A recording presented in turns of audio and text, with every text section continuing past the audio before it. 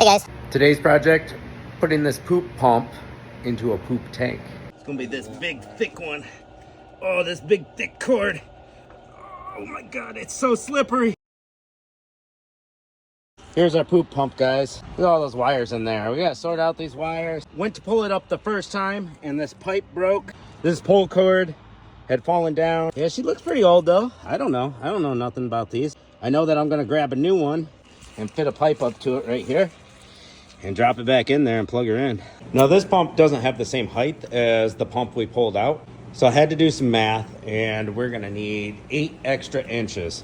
That's what she said. We're prepped here with this fitting and this pipe's gonna fit right into there, 8 inches, and then tying into the existing pipe that we have, which should be good to go, if I did my math right.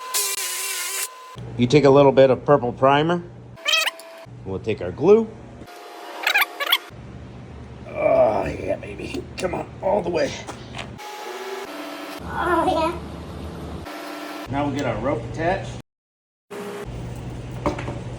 Got the cord zip tied up here. Guys, my math was correct. We're lined right up. Got a temporary power hookup.